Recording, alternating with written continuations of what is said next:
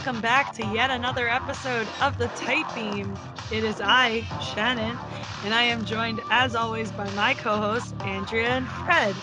Andrea, how are you doing? I am doing fantastic. Thank you, Shannon. How are you doing? Well, my throat hurts a little bit, and I'm doing my best, and I'm very tired, but otherwise I'm good. Thank you for asking. Fred, how are you doing? We're not going to forget you. How are you? I am doing just fine and dandy. Thank you very kindly. Happy to hear it. Always good to know everyone's surviving and thriving. We sound very sarcastic, but we're actually No, we're doing good. Yeah. We're having a good time. Like, we've been talking a while. We're having a great time. Everything's going great. Like, we're in two completely different times of day. I see you guys have light outside. I do not. It's 2:30 in the afternoon on a Sunday here, which would make it, 5:30 in the evening for you? Fred was picking on me because I said it's the evening, and he said it's not evening until 6. But what he doesn't know is that it is pitch black outside. Well, in the summertime, would you say it's evening at 5:30 and it's still bright out? No, I probably not. would. Me personally probably would. But your argument is now moot. Mood. Whoa. Whoa. This is how this episode's gonna go. He's coming for my life. It's gonna be mood. It's going to be mood. We were also talking about cows a few minutes ago, so yes. Moot. We have an ice cream parlor called Moose, just so you know. We used to have an ice cream mini chain called Maggie Moo's. Oh. It was dang good ice cream, but I don't know if they exist anymore. I haven't seen them in a while. That's how good they were. I'm just kidding. Or maybe listen, cows. You can have an excellent product and still fail as a business. Yeah, that's very true. Ice cream is tough here. Yeah. I mean, as you guys know, you also live in the north. A lot of ice cream places don't operate in the fall and winter months here. But there's some that go all year round, but the ones that are successful tend to do more than just one kind of dessert. Or they're good at mixing and matching, or they do warm desserts. Here, our biggest chain for desserts or ice cream in general is Dairy Queen. Dairy Queen is very, very popular in the summer, obviously, for all the reasons you believe it is. And in the shoulder seasons and in the winter, what they carry through with is their ice cream cakes. Yes. Our biggest, you guys wouldn't know this, outside of Dairy Queen is Rita's. And Rita's sells water ice. Oh. Never heard of a Rita's. Yeah, it's very regional because, again, they sell water ice. You can't get water ice as that name anywhere else. That's just us. We're silly. It's Italian ice. If you know what Italian ice is, that's water ice. We get Hawaiian shaved ice here, which is damn good. That's probably like a similar, like a different take on a similar thing. Yeah. We're here talking about desserts. That's how well we're doing right now on the Tightbeam. We digress. We should come up with a dessert podcast. Name every Expanse character's favorite dessert. Just kidding. Lasagna. Wait, what? Dessert lasagna. Layers of cookie pieces and candy and ice cream. Maybe we just invented something. Epic. Oh God, do not. Epic mealtime takes me back. Yeah. Showing my age. They probably did a candy lasagna. Let's be honest. Did. Well, no, it was a bacon lasagna, and you know it, because all they ever did was bacon. Yeah. And baconaise. Baconaise. Oh, dear. But enough about food and enough about dessert. We are here to talk about the second episode of Season 6, the Azure Dragon. Or the Azure Dragon, which is still correct, Fred. I won't let that go. Andrea was right, and you know it. For all you Microsoft admins, I can't stop but look at Microsoft Azure when I see the Azure Dragon. Oh, yes. It's, yeah. This cross-pollination is odd for me. Cross-pollination. Cross-pollination. All right. Random cross-pollination. So the episode is called the Azure Dragon, which you might remember from last week's episode as the Marco's rock spotter ship. And here's our little bit of trivia slash like inspiration for this title that we found. So the Azure Dragon, also known as Xinglong in Chinese, forgive me if that's incorrect, but I did my best to research, is one of the dragon gods who represent the mount or underworld forces of the 5 forms of the highest deity.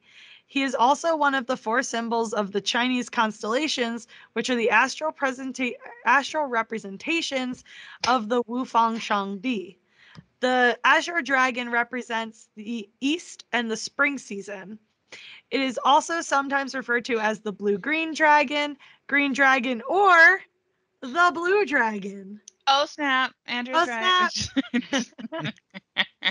The dragon is frequently referred to in the media, feng shui, other cultures, and in various venues as the green dragon and the Avalon dragon. His cardinal directions epithet is blue-green dragon of the east. And as always, like our source is Wikipedia. So like if you're more educated on this, if you're, part of a culture that like knows more about this, we'd love to hear from you. You'll hear about how to contact us from Andrea later in the episode.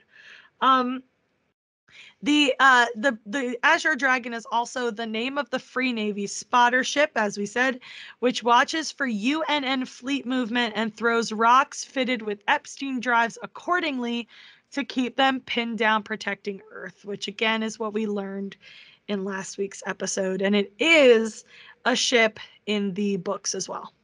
Yeah. Awesome. And this episode is written by Daniel Abrams and Ty Frank. It is directed by Jeff Woolnough. In brief, as Drummer makes a difficult decision concerning her crew, she learns of Marco's secret supply depots and hatches a new plan. Marco's disappointment in Filip becomes clear as Filip tries to make things right. Bobby joins the Roci crew on their mission to locate the Azure Dragon. Avasarala commissions Monica for a new project. Kara tries to save the baby sunbirds. And in this new title sequence, it continues to amaze. Be sure to watch every intro as they change from episode to episode. So Shannon, I'm going to put you on the spot. What is different in this one? She's going to murder you. And if you're going to murder me, I won't put you on the spot, and I'll say let's put a pin in this and let's talk about it in our overall season breakdown in a couple episodes. I do have 2 things I can talk about. Sure. So as I mentioned in the previous episode, you can see something going on around the ring station. This time there's slightly more detail, but you still don't really know what's going on. There's just clearly something happening around the ring station. Also, and I didn't mention this in the last episode because I don't remember if it happened in the first episode's opening titles, but I did notice it when I was taking notes for the second episode. In that shot that's been in every single season, we originally had Holden. He was floating out by what appeared to be a planet. I think it was Saturn. Now he's floating out by the ring, and I don't remember. He probably was floating out by the ring in previous seasons as well. But this time, if you watch the ring space, you can see the red lights in the ring space that you saw when the Bar Keith went through the ring. Mm-hmm. So then when it cuts to Holden looking like really stressed out in the next shot, it's like, oh no, the disappearing ships. So I really like that little touch. But those are the things I can remember off the top of my head. Because as I said in the last episode, I forgot to write down the changes. So I still haven't done that. No, I still think this would be a good idea to capture everything from episode 1 through 6 in that breakdown, just so we can capture all the minute changes as that title sequence I'll changes. get you next time, Fred. I'll have you next time, I promise. I will put you on the spot every time. All right. I'll know to be ready though. Maybe she'll forget. Don't say that. You All little right. thing. So let's get to the episode breakdown. So we're going to start off this time by talking about the Rocinante. So Shannon, take it away. Lots of action. Here we go. As the Roci is resupplied, Bobby comes aboard with a new plan to deal with the Azure Dragon. They will board and take the data to see what it can tell them. Naomi doesn't like the plan, and Holden is able to tell that Avasarala chose them for an easy win that won't blow back on her. Amos tells Bobby about Clarissa, but Holden defends Amos's choice. Holden asks Bobby to help him look into the ships going missing in transit. As they come across the Azure Dragon, they're spotted, and Holden has to chase her down. Bobby uses an EMP to shut the ship down, but Naomi has a panic attack when it's time for her and Clarissa to join her. Clarissa goes ahead, which worries Holden, but they carry on. Clarissa is forced to use her mods to save Bobby, leaving Holden and Amos to finish the mission. Holden and Amos? Did I say Bobby? I meant Holden. You know what I mean. Yeah. They see the true scale of Marco's plan, Jesus, to keep the UN pinned down. Later, Holden admonishes Clarissa for not following the chain of command, and she's touched when he refers to her as part of the crew. I'm sorry, I'm trying to read as fast as I can. It was killing me. My throat's dying. I gave you the one ship that you want to talk about, and this I is know, how you I'm do me. so sorry. And you know what, listeners? I did not ask her to do that. She was very kind to just say, "Hey, I'm just so you know, I'm gonna have you talk about the Roci today." But my throat is just not. I'm focusing so hard on not letting my voice break that I'm forgetting how to read. So what part do you want to unpack first? Maybe let's talk about the attack and the boarding of the Azure Dragon.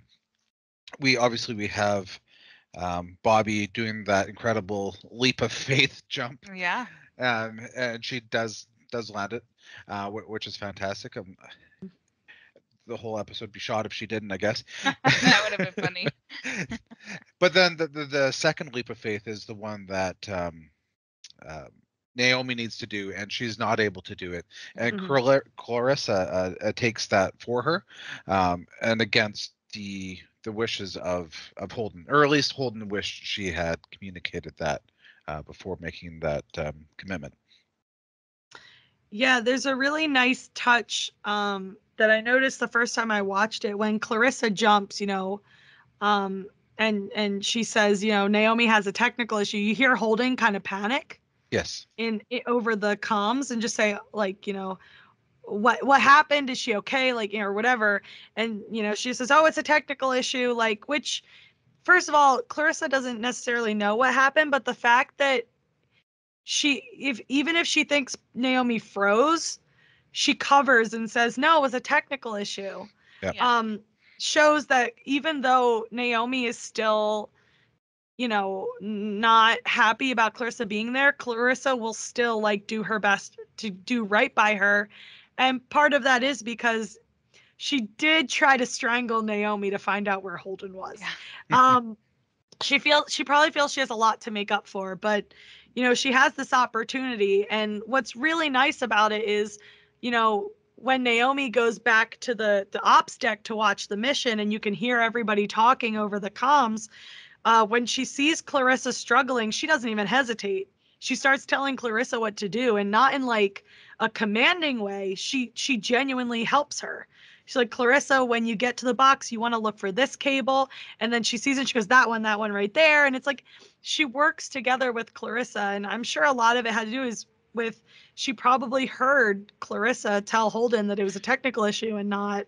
Well, if Naomi didn't help, it's not going to help anyone. You know what I mean? Absolutely, yeah. So I'm glad that she did that. And then just if we zoom out just a second here, we do know that Holden gets very mad at Clarissa later in the episode for taking that initiative without communicating it properly or asking for permission. But that being said, when you make a military plan, there's always a second or third tier, whichever. Yeah. So if something goes wrong, someone else is going to take over that particular role. So I'm surprised that they didn't have that protocol in place for this particular mission. I'm sure Bobby would have done that if she was a true Marine. leading this combat mission. Well, I think part of it is like I don't think anyone expected Clarissa to be in charge of anything, and I don't think anybody knew the extent to which Naomi was having an issue. Because that's the thing, it kind of hits you real fast. Like I don't think even Holden knew that that was something that would be an issue until it comes up. So Naomi he probably, you know, we don't see the actual planning phase, which I would have liked to see. But we don't know. Like he could have said, Naomi, like, are you good if we have to do this? Are you okay? And she was probably like, yeah, I'm fine. But of course, like, you know, you get there and you're like, you know what? Never mind, panic attack. Yeah. Even that being said, like, you know, they could have done some practice runs or whichever, and Naomi could have done some EVAs to just go outside of the Roci for whatever reason. But that idea of jumping from one ship to another might have been the triggering piece, not just being outside per se. Oh no, yeah, that's what I do think it was the jump. That was the issue. 100% it was the jump. Because that's when it was time to jump. That's when, you know, she flashes back and she sees the Chet. She doesn't even see the Azure Dragon. Yeah. So it absolutely is. It's the jump that's the issue. And you know, Naomi and Holden have proven time and time again that sometimes they don't actually talk about their feelings, even though they should. Mm-hmm. And so there's a good chance he doesn't know the extent of her trauma. She might not even know the extent of her trauma. So it you know, it's a shame it had to manifest at that point, but it did lead to one of my favorite moments of the episode, when they finally got on and Holden checked in with her. I really loved their back and forth when he said to her, are you really all right or not ready to talk about it all right? And when she said the second one, he just went, okay, and left it. And I like her honesty that. though, because Mhm. she has always been so closed off and like, Yep.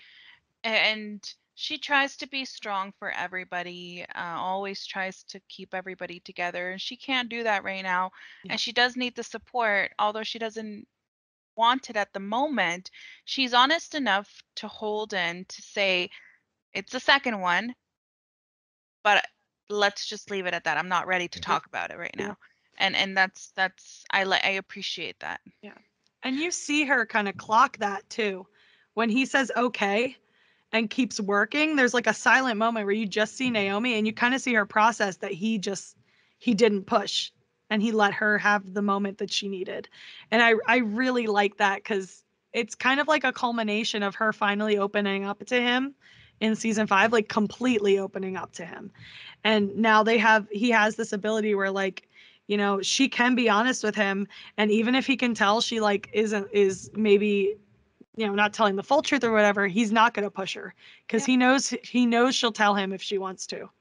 And I love that for them. That's amazing. It's really good. So all that being said, if Naomi did go across and Clarissa stayed behind, we don't know if it would have been successful. Because Clarissa went, she was able to intervene during a critical moment and save Bobby's life. Mm-hmm. I think she was still supposed to go. I think Naomi was just in charge of shutting the ship down. So sure, fair enough. But I kind of got that impression of if Clarissa didn't go or it didn't go the way that it went, from what Amos says to her in the med bay, that you saved Bobby's life because you were there in that right moment. Yeah. I love that. The protectiveness and the reassurance that she is doing the right thing. Although then Holden comes in and says, no, you have to go through me. It's like, it's still that nice moment. And I love the fact that like Holden is like, can I talk to her for a minute? He's like, sure, why not? We're listening. I love that so much. It was the nicest dressing down too. Like Holden Yeah. was not mean about it at all. He's just like next time, please just talk to me. Yeah. Like really appreciate it. Like it would be really great for me to know what's going on. And that's it. And so when Amos was like, you know, you just got in trouble, right? I was like, did she? He was like really chill about the whole thing. He said I was part of the crew. Yeah, that was so sweet. Yeah. That's the one thing I really like about this episode is kind of establishing like Holden doesn't necessarily have a difficult relationship with Clarissa. It seems like it's more like they don't know how to deal with each other, but like he doesn't have a huge problem with her being there. I got a kick out of that scene when he called her to tell her to stay in her room and just went Peaches, and you see him think about it, just go, oh God. I love that. And then when she answered, she's like, Holden? Mm-hmm. So like it's really like it was very funny, but it's also like kind of showing that he doesn't necessarily know how to deal with her and how to talk to her, and that kind of informs his conversation with her later, that he was like, I was treating you like you were a favor, but you're really part of the crew now. And I really appreciated that conversation between them. Yeah, that kind of, if you expand on that a little bit, they've been a crew for 6 months, or she's been on board for 6 months. So that must mean that Holden was relaying orders to her through Amos, or just ignoring her altogether, which I'm glad they finally addressed the elephant in the room kind of idea. It's about time. Yeah, and but maybe they were waiting for that catalyst. Yeah. Well, he did something for. I think the way that Holden sees it is that she did something good for Naomi. Like, she stepped up when Naomi couldn't, for obvious reasons, and he appreciated that. And like, the other thing is that, as Holden admits to Clarissa, is I saw you as cargo. I saw you as another burden, and I shouldn't see a member of my ship, a member of my crew, as a burden. You're part of the reason why we're where we are at right now. And it was a nice moment. I get the vibe that it might not necessarily be that Holden was ignoring Clarissa, but he probably was prioritizing Naomi for the last 6 months, for one reason or another. And so he just kind of like let Amos and Clarissa do their thing. But now we're getting to the point where like they have to act like a team because they're actually doing like team Life-threatening stuff. things. Yeah. And rather than like her just helping Amos and him seeing as like, well, Amos wanted to bring her along and I trust Amos, so like I'm not going to argue with him about it and things like that. It's like, no, like I like, she really is a part of this crew. Yeah. And, Naomi doesn't want to be focused on or whatever.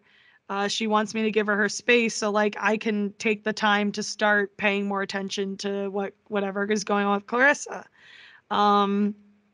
Especially since again, like they scared the hell out of him with whatever was going on. So like I bet he was just like, I really should. And I think also the fact that like, the way Amos revealed that she was on the ship to Bobby kind of probably made Holden realize he couldn't keep like keeping these entities separate anymore.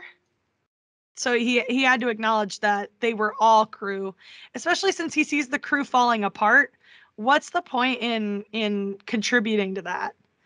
So like maybe start treating everyone like crew, because like everybody's kind of falling apart, and if there's any way you can bring them together as a captain, you should be doing that. And so it's a really good scene of them. I mean, I just really liked him trying to figure out how he's supposed to talk to her in that first scene.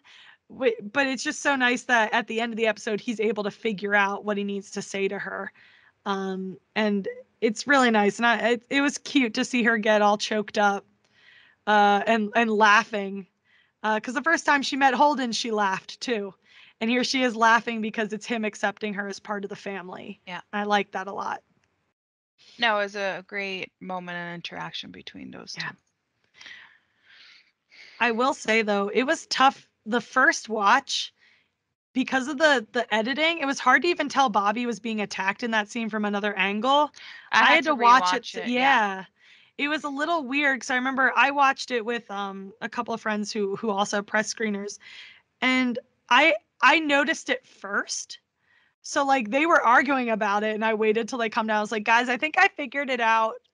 And then I showed them like you can see the guy approaching from Clarissa's point of view, not necessarily ours, but you don't see that change. Yeah. So it's very weird.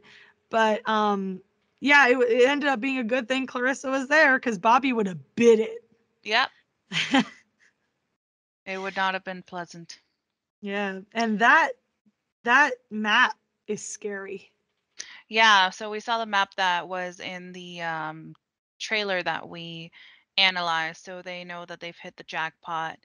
So now the whole entire thing that they have to do is unpack it. What does it mean? What exactly are they looking at? But they seem to have found a lot of useful information about Marco's strategic planning. Mm-hmm. Yeah. All right. Anything else about the Roci? Naomi is definitely not okay, guys. No, she was even ready to fight with Bobby. Yep. Things are not good, fam. They need to go to Maui after everything's fixed. They got to go to Titan. Yeah. The resort planet or the resort moon. Maybe. Go get some drinky drinks. Reconnect. Yo, they should have one of those leadership retreats or those what do they call them? Yeah, you know the ones where you like do trust falls and icebreakers.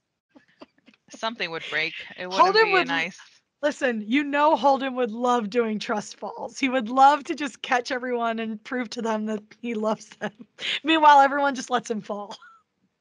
Amos would love it. Amos would love letting that dude fall, and anyone who thinks otherwise is lying to themselves. Oh my. All right. So now we jump from the Rocinante crew to the Pella. So Filip is imprisoned on Ceres for shooting Yuan, but Marco forces, and I'm gonna butcher the name, Sandrani. I hope I put the right name in there, but I think it's Sandrani. Yeah, so okay. Yeah, you got it. So Marco forces Sandrani to free him. Marco doesn't punish him, but he does tell him off, calling him an embarrassment and implying he blames Filip for Sin's death. As Marco tries to find ways to get supplies to Medina, Rosenfield gives him advice on what to do with Filip, but also tells him he needs to focus on their mission. When Filip tries to compensate Yuan's family, she sees his compassion and agrees to send supplies. He tells them that Yuan died honorably in service of the Free Navy.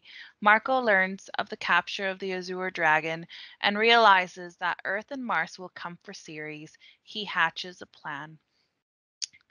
So, Filip. Obviously, there are some minor repercussions for his actions, but again, nothing too big because Daddy has a lot of the persuasion in Ceres, so he's let off a lot easier than any other person would have been let off if they would have killed somebody.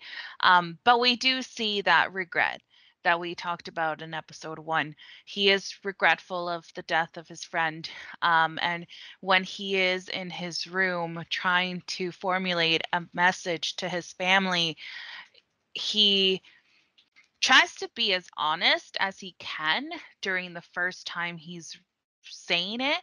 But then he just kind of lies like Marco would, tries to play it off as like this heroic death, and they should be proud, and he did everybody proud, and it's really interesting because he is taking notes from his dad, regardless of how mean his dad is being to him in regards to the whole entire situation. But I think that at this time, like, it almost feels like Marco is pushing him away so that he doesn't have to deal with the responsibility of Filip and his reckless behavior. Before I say anything, I do have to say there's a great line from Sandrani when Marco has Sandrani free Filip. Sandrani says, "We have laws," and it just reminded me of season 1. No laws on Ceres, only cops. Yeah. It made me laugh because I was like, when did we get laws? I thought we only had cops on Ceres. But yeah, there's a lot to unpack between Filip and Marco in this episode. And the one thing that really struck me, was that he very clearly, by the end of the episode, he blames Filip for everything that happened with Naomi, with Sin. Like because first of all, Marco never takes responsibility, and if he can use your guilt against you, he will.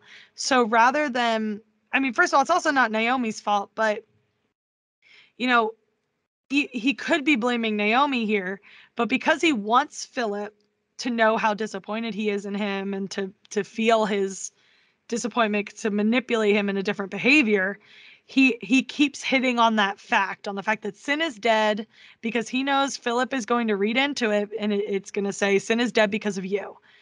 And in his conversation with Rosenfeld too, he's talking about his feelings about Filip, and he basically implies it again, like, we've lost so much because of his choice to bring Naomi here amongst us. And it's just like, dude, like, you still can't see it. You refuse to see it because you would rather blame everybody else than blame yourself, or to look at what you've done to cause the situations you find yourself in. It's always somebody else's fault. And the thing is that, like, Marco is the type of guy who will do something but blame everybody else but himself. Mm-hmm. And that's the big issue. He does not, it's not that he doesn't see it. He manipulates the situation, so he is gaslighting everybody. Mm-hmm. And we said that even last season, that his gaslighting techniques are on point. And I hope nobody ever takes notes from Marco, because he is terrible. He's terrible and terrifying. Yeah. And, in the last episode, we talked about how they were talking about rationing Ceres. Yeah. He has all these supplies. We see him trying to figure out how to get them to Medina.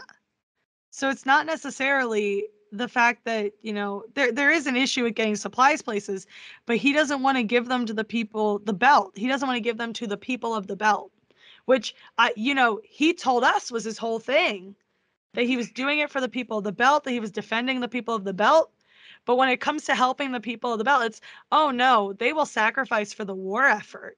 Yeah. They're very patriotic. They're expendable. Yeah. They'll agree to Marco's rations. belt is the Free Navy. Yep. Yeah. It is not Ceres. It is not Tycho. It is not Medina. It is the Free Navy and that effort. Yep. And it is people who support him. Because mm-hmm. We also are learning through another storyline that we're going to talk about more in a minute. We're learning that there is a faction that originally aligned with Marco that is starting to break away and is starting to have a conflict with him, and he's having to systematically take them out or put them in such dead-end positions that they can't do anything else to survive. And so, like, he's clearly losing influence. Like, people are clearly disappointed in the leadership that he claimed to be showing in the last 6 months. And he's choosing himself, his cause, and whatever is going on, in the ring space over the people he claimed to be fighting for. And so people, when you do that, as it always goes, if you don't fulfill that promise, those people will start to turn on you. Yeah. And that's what's going on with Golden Bough. Golden Bough is starting to lash out because they feel they are not being shown the promise that Marco gave them, or they feel they are being mistreated because of dissidents. So you're going to have this issue where Marco is clearly going to start lashing out at dissidents, or, prioritizing his cause over the actual people he claims to be fighting for. And, he's so focused on this that, he has to be told to stop worrying about his son, which I love that everyone always tells him, can you just focus on the mission for 5 minutes, please? Yeah. I love that Rosenfeld is not afraid of him. It's good that he finally has someone who will stand up to him again after, Sin died. Because the guy is also a mess, but he's blaming Naomi. He's blaming Filip. He's blaming dissidents. He's blaming literally everyone but his own lapse in leadership.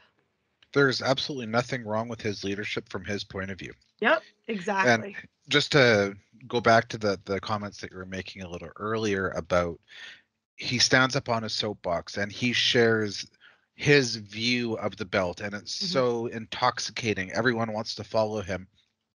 And we see the pitfalls of this even in today's politics. And we elect these leaders, be it American leaders, Canadian leaders, or the leaders of any other democratic society. When you get into power and you don't put your money where your mouth is and you don't follow through on those promises, we're not going to believe you. And that's what you're going to see with Golden Bough. It's what you're going to see with the population on Ceres and everyone else that he alienates. And his own Free Navy is going to suffer the same corruption and toxic environment, and it's going to fall apart and crumble beneath his feet if he doesn't do something about it. Yep. There's a really interesting conversation he has with Rosenfeld, and I'll read it very quickly. Marco said, "I love him." She said, "That word means different things to different people. I'm sure my uncle loved me in his own way. You love Filip, but that could mean you pity him, or you envy him, or miss him. I need him. I need him to be the man he should be. Are you planning on staying angry with him until then? I only ask because I think you have more important things to be worried about, like our war." And there's a lot to unpack there because Marco loves what you can give him. Yeah. And I think she sees that. I think Rosenfeld clearly sees that when he says, "I love Filip," he doesn't, he has his own meaning for that. And she's not like reading into what it is, like, because she clearly gives options. But she sees what we see in that, and what Naomi told Filip, in that he loves an idea of you. He does not love you. So his affection for his son is conditional on what his son comes to, on if his son is going to act the way he wants his son to act. Exactly. If he's not the ideal son that he expects him to be, then this is where he gets pushed away. That this is the moment that I don't like you. And we see that, like, we do see it in season 5, where when Filip is in line and he's doing what daddy wants him to do, Marco will love him. Marco will show him affection. But the moment that he starts deviating from what Marco wants him to do, that's the moment that he lashes out and pushes him away. Yep. And that will be a very big problem. Yep. I wrote here, Rosenfeld can see Marco cares more about how Filip's actions reflect on him than Filip's actual feelings. Mm-hmm. And that's basically what she's telling him. Like, that's what matters to him, is how, because he specifically asks her about the gossip. So if you're more focused on the gossip than how your son is doing, you're clearly more worried about how your son's behavior reflects on you than you are about your son. Problem.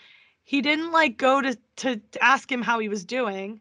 Like, he just killed his friend. He's clearly been, acting out as Marco keeps treating it. And it's like, how about you just sit down and talk to your son?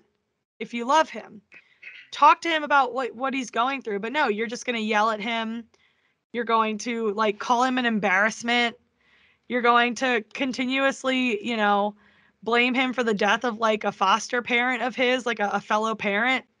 And you're just going to keep going. And if you can't stop to care about your son's feelings when he's clearly not okay, when you want him on your side, you're not going to get him on your side because you're not bothering to try. Yeah. You think your anger is going to bring him around. Like, I mean, I've been in situations like that where like I would get yelled at to get put in my place. And it's like, if you just stopped and talked to me for a second, I'd be able to tell you what's wrong. But you're too busy thinking that yelling at me is going to fix the problem. Yeah. Or trying to make me feel bad for something that maybe I could not control is going to fix whatever problem I literally could not control. Mm-hmm. And you can't do that. You can't. That's not how it works. He thinks calling Filip an embarrassment is going to fix the problem that's causing Filip to act out. He's dead wrong. It's not going to happen. But, Filip doesn't care. Or not Filip. Marco doesn't care. Because it's not about Filip. It's not about Filip's feelings. It's not about any of it. It's about him. It's about his war. His and self-centered nature. Yep, and it's about catching Drummer and the Rocinante. Like, that's all he cares about. He doesn't care about how Filip's doing. He doesn't care whatever's going on there. Also, because he's upset that Filip's, like, gave into the weakness of his mother, which we talked about at length in last season, how he feels like this emotionally compromised place is weak. Mm-hmm. And so that's another thing. Like, he doesn't care about it because it's weakness. And it's just hard to watch Filip go through this and know that, like, and that's why I appreciated Rosenfeld when he came to her and she initially was like, we're not going to do that. They don't deserve anything. But then thinking about it, like, that's actually a good leadership thing to do. And her going, you know what, though? That's very gracious of you. So we'll give them supplies to help them. Like, Because yeah, it is a good leader thing to do. You want to help someone who will be put out by the loss of their son. Yeah. And so you can do that. And I think she sees that he is a good person deep down, and he's trying. But there's something going on, and she's not one to like lecture Filip. He's not her son. Mm-hmm. But she, at least when he does the right thing, she'll support it. And at least he has someone in his corner in that sense. I also liked her joke about like, go make him swim in a recycler tank. Because that's what they made me do when I was a kid. Yeah. So yeah, there's a lot to unpack here. It's a lot of subtext in this storyline, but Filip's really going through it, and it's a shame that there doesn't seem to be anybody who cares to find out what's going on, because it's embarrassing. No one saw my eye roll. Well, and in the end, it's Filip on his own. Like, that's the bottom line. He doesn't have a support system. Nope. Not with Sin gone. No. Sin was probably the only one who cared about like his feelings. Yeah. That's a shame. Well, and I think that also like it's the constant like, I see Filip, I see Naomi. That Marco's so obsessed with. Oh, 100%. And that's a huge problem that it's his son, but he comes with problems and baggage and it's mom Naomi's that, son too. Yeah. And the fact that like Filip clearly got Naomi's compassion deep down. Yeah. And I'm sure he hates seeing that. I'm sure because he sees it as weakness, like I said earlier. So I'm sure he sees Filip struggling under the weight of what he did, like Naomi once did, after he used Naomi's codes to kill people. And he's probably like, you know what? I want nothing to do with this, just like he did to Naomi. Yeah. And the books talked about that too, how he kind of like, when she started having emotional struggles over what happened, he just stopped coming home. Yeah. Like, it was horrible. She was so isolated because of how she felt guilt. And now Marco is doing that to Filip. And it's so hard to watch because Filip just wants, all Filip has is his father. Yep. And just does not care. No, not at all. All right. So a bunch of daddy issues for sure in this particular point in the episode. So let's go to another group that's struggling emotionally. Drummer's faction. All right, so Drummer meets with Golden Bow Captain Walker, whose faction has been clashing with Marco to book Michio safe passage. When Walker lets slip that Marco has hidden supply depots, she invites him aboard. Walker has no love for Marco, despite initially supporting him and his attacks on Earth. Drummer implies she wants to go for the supply depots with Golden Bow's help. I have to say, I really enjoy this team up, and the way that it happened. Obviously, they tried to get together just so Michio can get a safe ride to a safe harbor, so she could be off the ship. I didn't like that part of it, but I like how it brought them together to come up with a way of fighting back against Marco. Yeah. That conversation was really interesting too, because they managed to slip in a lot of like story stuff into like a casual line about what was going on Ganymede. How like he was like, well, the Free Navy is increasing security. There's checkpoints everywhere. It's harder to go to Ganymede, and it's like, it's interesting that you bring that up. But it really tells you how things are going. Like, as the Free Navy takes more stations, it becomes harder to have free movement. And you would think for Belters that would be okay, but then you have Michio, who is clearly like part of Drummer's faction. It's going to be really dangerous if she can't make her way through a station. So it's not so much a Free Navy, is it? Yeah. I'm looking straight into the camera, so Fred knows my disappointment uh, in his puns. But there's a lot of, listen, Walker is a funny dude. Walker is a really funny dude. I love how, when he comes on and Drummer's trying to figure out why, he doesn't like Marco all of a sudden. He's just like, I think I intimidate him sexually. And Joseph's face when he said that made everything worth it. Yeah. Joseph was just like, okay. But I think what I thought was really interesting from their conversation was when they were talking about Ashford. And they were talking about how, Marco managed to kill Ashford, who was a legend. Mm-hmm. And Walker says, Drummer asked him about Marco again, and he says, the great Marco Inaros, with his pretty eyes and his perfect hair, he got lucky. Now everyone in the belt believes he's a genius. Mm-hmm. And that is so exactly what it is. Marco kept getting lucky. And because of that, everyone somehow thinks he's like a strategic genius. And that's usually how it goes, right? It's not necessarily like the person who plots everything out meticulously. It's the one who is seen getting the attention or getting the lucky shots or like the once in a lifetime opportunity. Those are the ones that stand out. And that's what happened. Marco got lucky with, Ashford, who by all accounts should have been able to take this guy out. Yeah. And because he was a legend. And he got lucky in that Filip got home from Mars in time and was able to corner Ashford, or Ashford would have killed Marco. So it had nothing to do with Marco being smarter than Ashford. He was lucky that Filip was there. It even goes back further than that. How did Marco get the Pella? Yeah. He just was given the Pella. He's a puppet for a bigger player. This story isn't completely unraveled yet. So, yeah, it might look like Marco is the hero of the belt, the mm-hmm. Free Navy commander, but he is nothing more than a puppet. Mm-hmm. Yeah. And there was also Drummer's line, which was, he's good at turning people into followers. Because, it's what the one thing Marco is good at is inspiring. Yes. And not necessarily in a good way, like inspire, like, I use this as a reference all the time. Time magazine, how they have their influential people. They're not always a good, like, influential in a good way.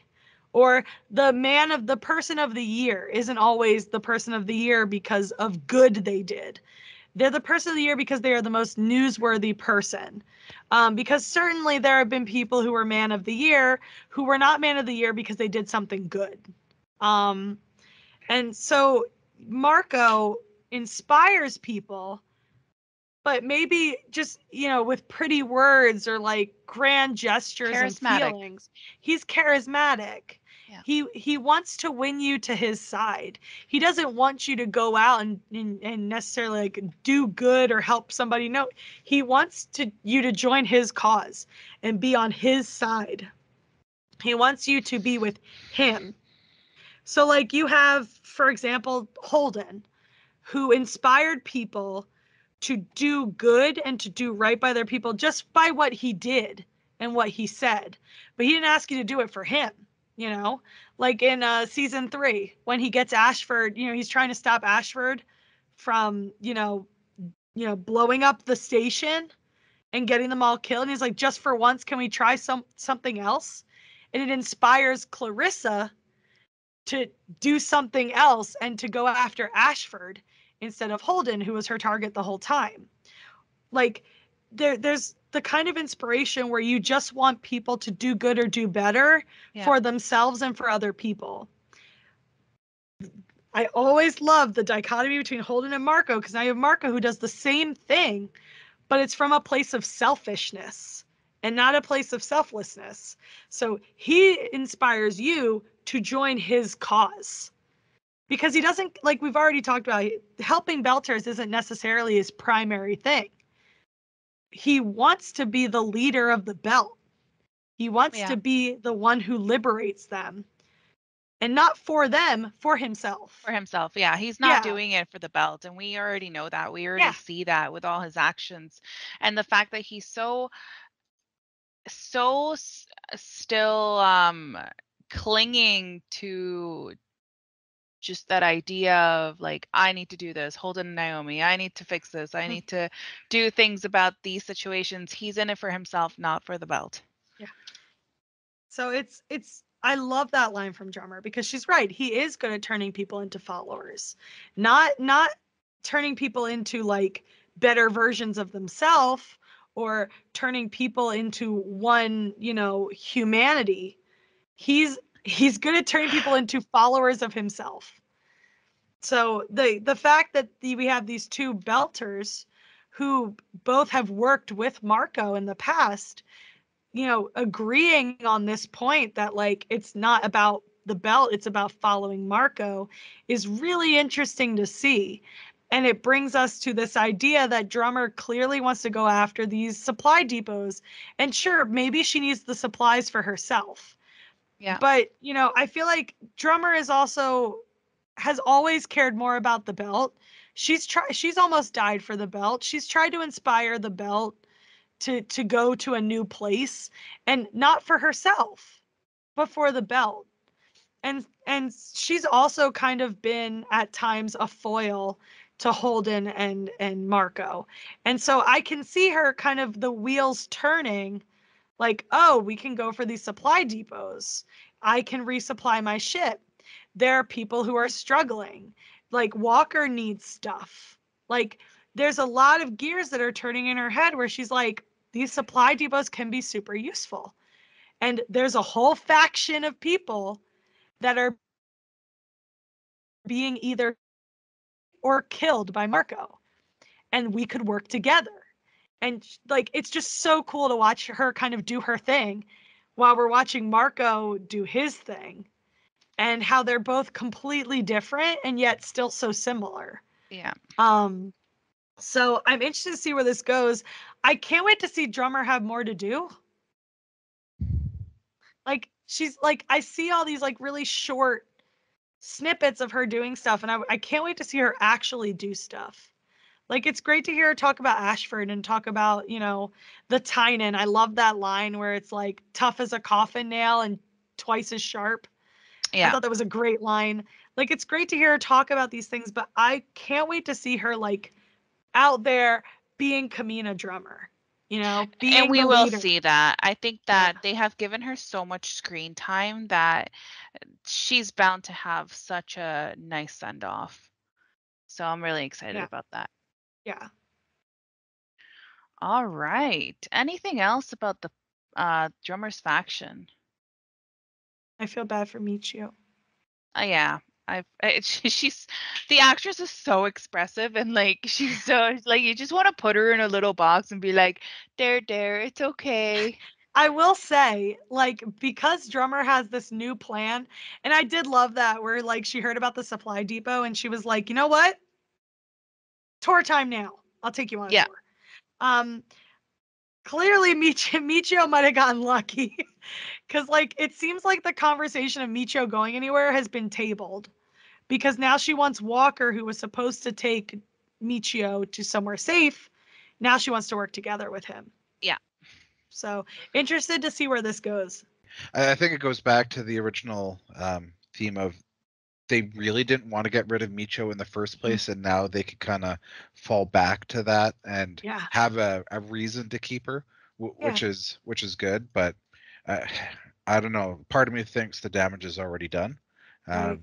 They put that wedge in between Michio and Drummer and Joseph.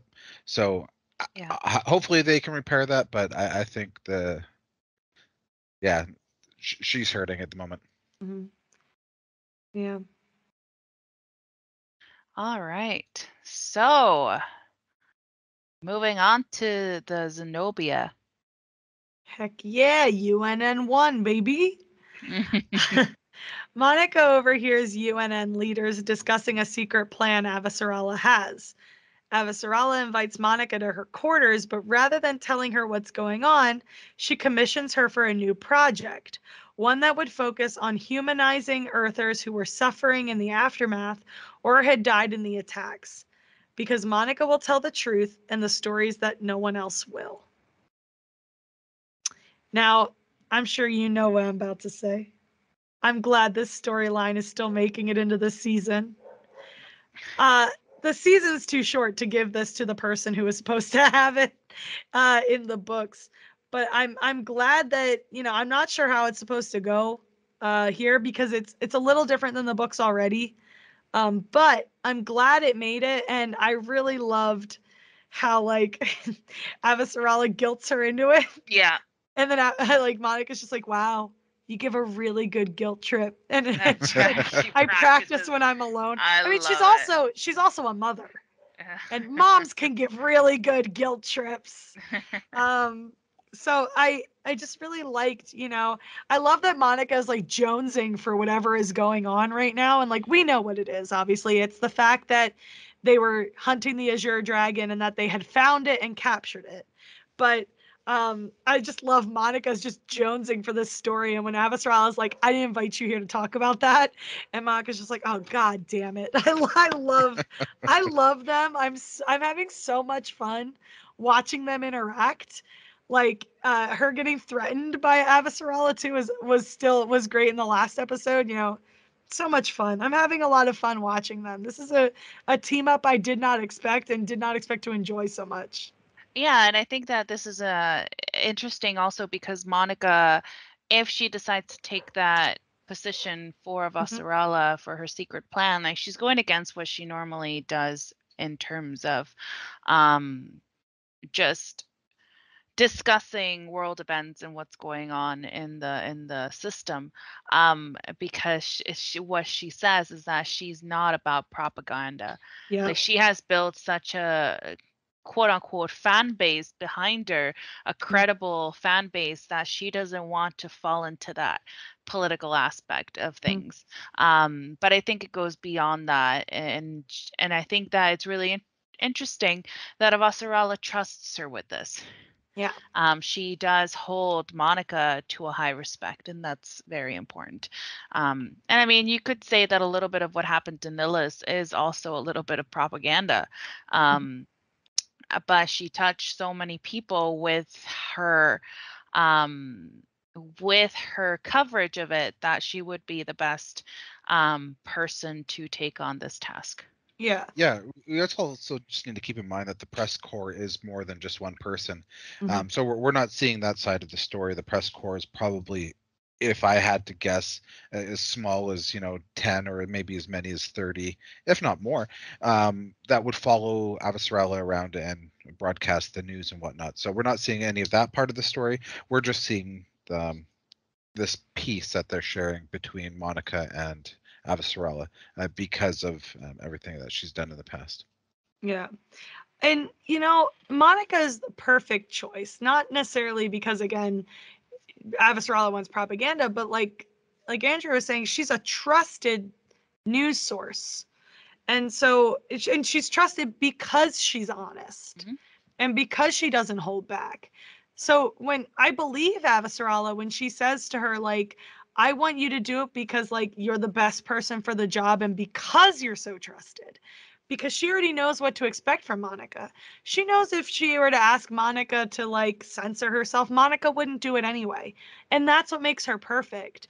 Yeah. Because you don't want the censored story. Like we just had a whole thing, like a whole 2 years of like vicious news cycles that were all about numbers and statistics and not about the pain that was actually being felt, right? And so Avasarala is not wrong. We've seen it happen. Like when there is a tragedy of just absolute incalculable scale, it's hard to kind of focus on the smaller stories that actually show how tragic it is. So by saying to her, like the news only, not that the news only cares about the headlines, but the news can't focus on these things because of all these big things that are going on. They don't tell these little stories, but you can. And that's independent. I agree. Yeah, so she can take the time to do those things. And and the fact that Avasarala did guilt her by saying, like, you could have been the one to convince them not to kill us. Like, I mean, I preferred her line, like, I just want you to make it a little harder for them to kill us, to her going, it could have been you. But she had a point, like, because Monica would never know if she said no, if humanizing victims was the right thing to do. Yeah. And I'm sure Monica's going to put her own spin on it. It's Monica. She never listens to anybody, and I love that about her.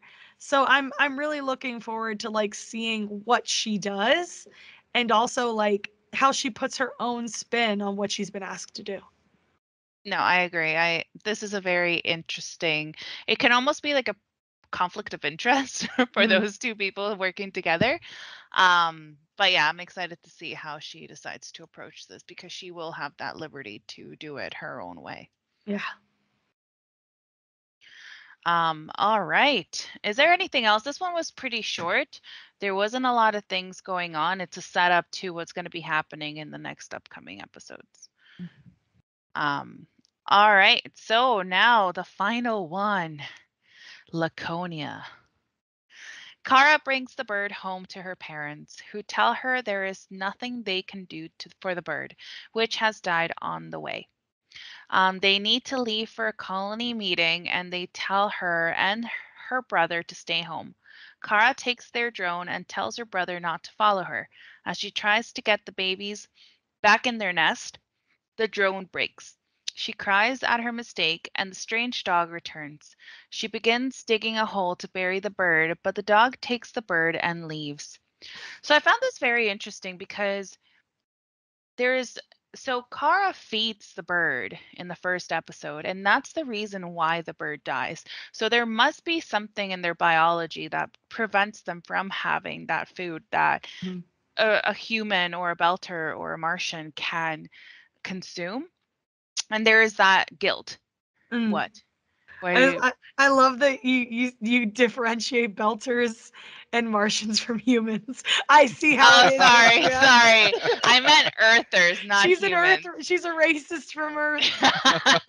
No, sorry. I thought I said Earther, I knew what you meant. I just thought it was very funny. I just love the way you said it. I couldn't help but laugh. You were so confident. I know. So anyways, so there is guilt in the way that she's dealing with the loss of this bird. She has just killed the mother of the little ones. So she's trying to make things right. And it's interesting because the dog distracts her just enough so that he's able to take the mama bird away. And obviously, I mean, it looks like it's food for the dog at this point. In the scariest of natures, the Tyrannosaurus Rex are coming. Yeah.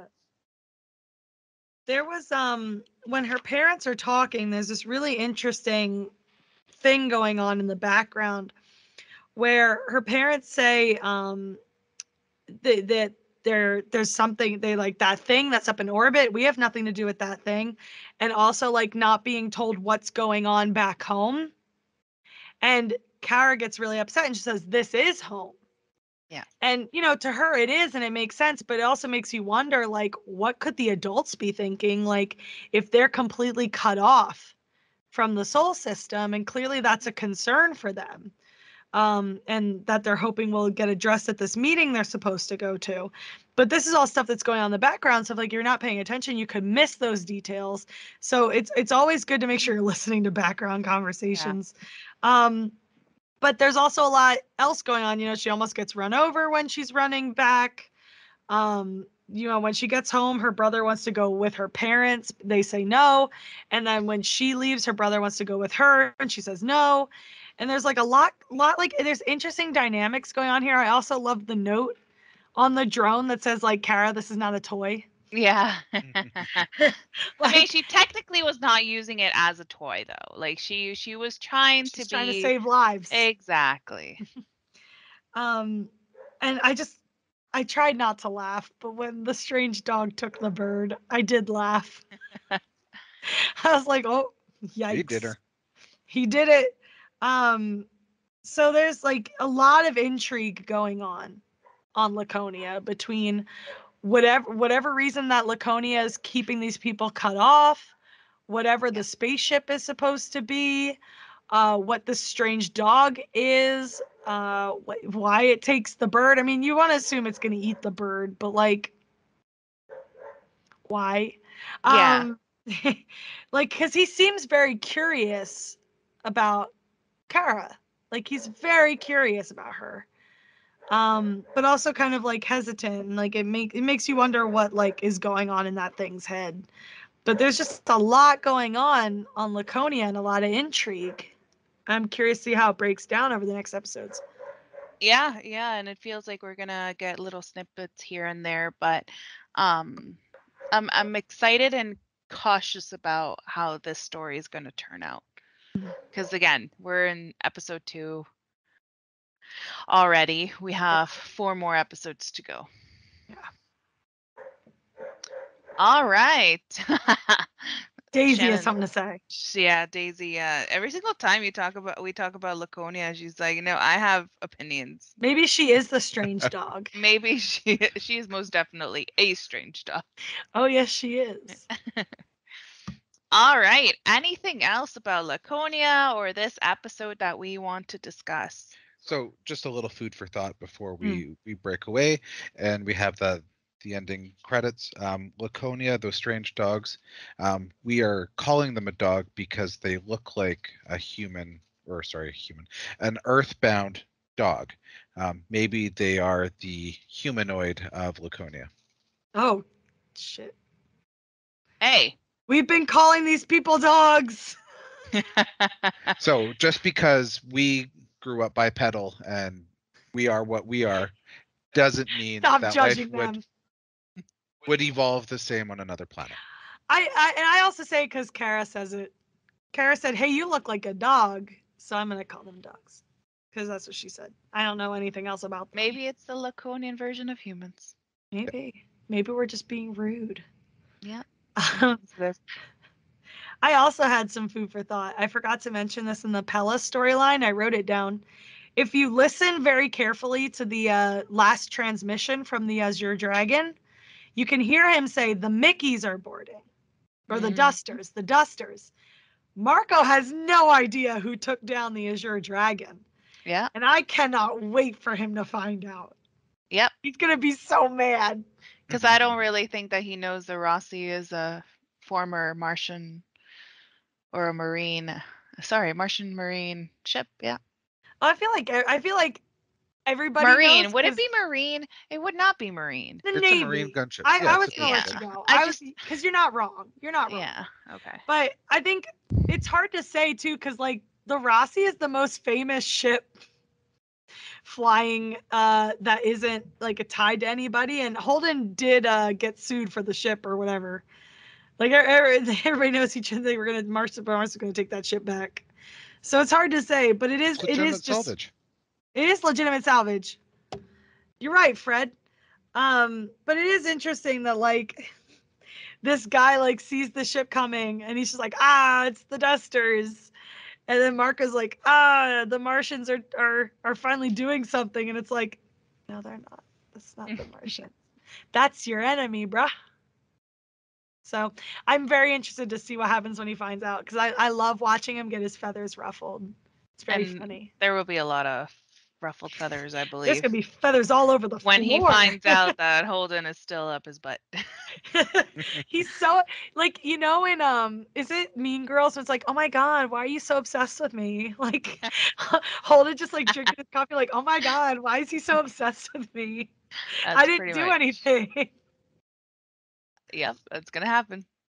Yep. Hello, everyone. It is Editing Shannon here with some social media responses. Over the last week, we asked you guys to let us know what you thought of episode 1 and also what you were looking forward to from episode 2. So I got a bunch of those answers together, and here's what we got. So Kittle on Twitter said, "I love the opening at Laconia, and seeing what happens next on Laconia may be tied with what I also want to see in 602, which is Avasarala's brilliant plan revealed." Jerry Skektek said, I loved A Day in the Life of a Discontented Filip and look forward to seeing what happens to him after he did what he did to his best bud Yoan. Christian Swagirl, and I apologize if I pronounced that wrong. That is definitely not a name I see every day, on Twitter, said, lingering thoughts. They are as exhausted as we are after yet another pandemic year. Fair. Favorite scenes, Naturalist Girl, Joanne Vanacola, who plays Sundrani, and of course, Every Second with Kara G. Hope for the Expanse 602. Much improved team spirit on the Roci. I think we're all with you, Christian. Vladimir Miller, Vochara on Twitter, said, the most unique aspect of the Expanse is a depiction of space combat. Don't get me wrong, there are many great things in this series, but I read a lot of sci-fi and I always thought you can't do it on the screen. And then there was the Expanse, which I think a lot of us feel that. So it's nice to kind of commiserate about that. Couple of replies from Jeremy Girl on Twitter. We've got, I don't know whether to admire Naomi's patience with Holden or to despair. Run, girl, run. My heart bleeds for all the women. Filip and Marco are annoying. I don't want to see much of the two. I can't stop thinking about Naomi. This poor girl has to deal with a chick who tried to kill her and Holden who has a talent to endanger them all. After everything she's been through. My favorite scene was when she told her captain to shut up and come in. Second, when she told Amos to find another place. I hope to see her and Drummer reunited soon to support each other and rip Marco's behind off. I already cursed once in this show, and I think that's the limit. So, also that Drummer finds a safe space for Michio and can rearm. I want to hear what Christian's plans are. We've got from Blue Cat, Maria Maya. Other than a slobbery, I love it, I can't break it down to a single tweet. From Edward Kane, S Kicks 247. I'm rather intrigued by the Zenobia. She looks cool, ... for a UN ship. And then from Noelwala K, or Seda Veritas. I love how Naomi didn't let Clarissa off the hook for murdering all them folks trying to get to Holden. So lots of really interesting opinions. We really love hearing from you guys. So please, please, please, if you see those tweets asking for your thoughts on the Expanse, send them in. We're probably going to read them on the show because we love to kind of add to the conversation and have that conversation with you guys. It's a shame we can't do it the way we normally would with things the way they are in life and things like that. But I'm still here to make sure your thoughts get heard on our show just the way we like it. Friendly reminder, last week they revealed that we are getting a Telltale game, The Expanse, about the adventures of Kamina Drummer, supposedly from before the events of the television series. So there you go. That's exciting. Leviathan Falls has been out for a while. We can't talk about it yet on the show because my co-hosts haven't had a chance to read it, but I was a mess. So there's that. Not much other Expanse news really going on as far as I'm aware. I'm kind of doing this on the fly before my dog realizes that I'm, here and starts barking again. So I just want to thank you guys so much for engaging with us. We'll be reaching out soon, LOL, to ask you your thoughts on 602. I am recording on Thursday. The episode releases in just a few hours. So can't wait to hear your thoughts and can't wait to share them on the show next week in our episode covering The Expanse 603. So again, thank you guys so much. Thank you so much for listening and enjoy the outro. All right. So that is it for the Azure Dragon. So if there's nothing else for us to say, let us know how you felt about this episode. Obviously, it was jam-packed. Actually, I'm going to say that my favorite scene was that whole entire Roci action shot. I loved it. It was so beautiful. Anytime the drive plume crossed the Roci and you saw the heat on the ship, I forgot to mention that. That was gorgeous. You were so right. That's the best scene. The CGI has been really beautiful in this one, and I think that you said that was one of your favorite moments in the story. Just saying, they never do a space battle wrong. No, not at all. So let us know what you thought about the whole entire episode. Was there anything that you didn't know that we discussed? Or was there something that we missed and you wanted to bring up to our attention? You can find us online, email us at tightbeam@randomchatter.com. You can also tweet us at the Tightbeam at RandomChatter.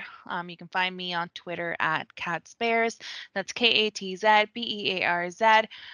Shannon, where can they find you? You can find me almost anywhere at ShankBeezy. And Fred? You can find me on Twitter at Freddy1Kenobi. That's FREDDYWON Kenobi. And you can also find our show and many other shows for your ears at randomchatter.com. Nice. So you help us spread the word, leave reviews on your podcast platform of choice. It helps listeners decide if they'd like to listen to us or not.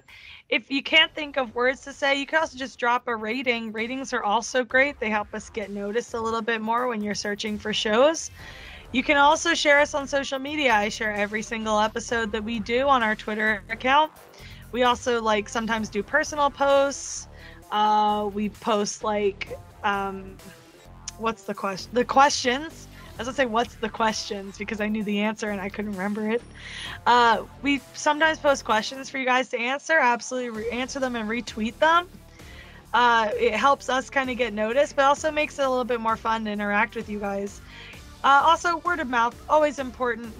Tell any of your Expanse loving friends about us if they're looking for a new discussion podcast to listen to that they don't already listen to. We've been working hard for years and we love doing this. And we'd love to get listened to by more people and have more friends to talk to. Friends are the best. And some final housekeeping points here. The music that you hear in this episode is Ursa Minor by Cell Dweller. And as silly as this sentence sounds, all trademarks are owned by their respective owners. So thank you for listening, and remember the cat. Remember the cat.